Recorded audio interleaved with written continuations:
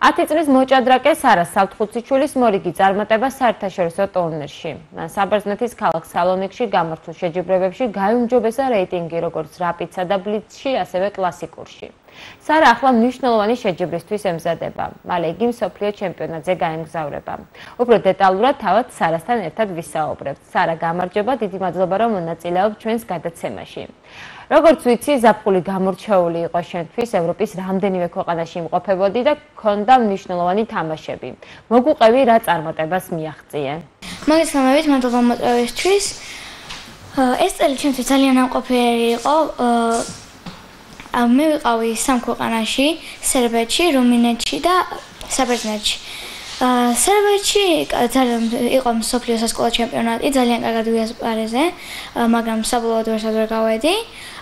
რაც შეეხება რუმინეთში, ვიყავი ჩემზე ერთ წილდიდებში ევროპის ჩემპიონატზე და მეორე ადგილსაც გავდავუსწარი ერთი ქულით.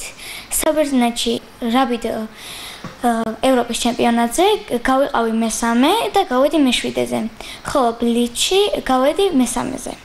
რაც შეეხება საბერძნეთში ჩატარებულ საერთაშორისო ტურნირში, ჯამში ქალებში გავედი მეორე ადგილზე, ხოლო დამაჯილდოვებას მე 16 წლიანებში პირველ ადგილზე. როგორც ვიცი, მალე მსოფლიო ჩემპიონატში მიიღებ მონაწილეობას და როგორ ემზადები? ეხლა მე მივდივარ მსოფლიო ჩემპიონატზე ყაზახეთში, ვემზადები ისევე როგორც თეორიულად, ისევე ფიზიკურად.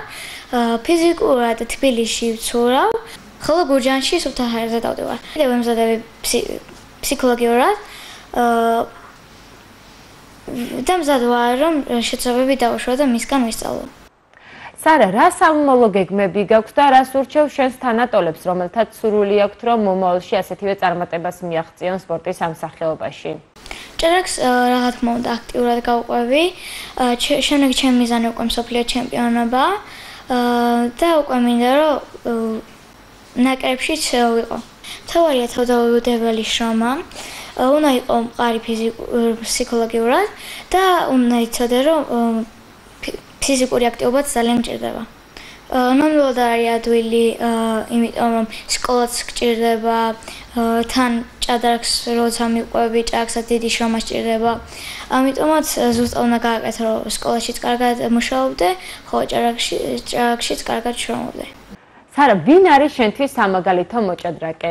ჩემთვის სამაგალითო მოჭადრაკე რა თქმა უნდა ნონა გაბრინაშვილია და იმედია მალე მასაც მოვუგე. დიდი მადლობა, წარმატებას გისურვებ. ჩვენი სტუმარი იყო მოჭადრაკე სარა სალთხუციშვილი.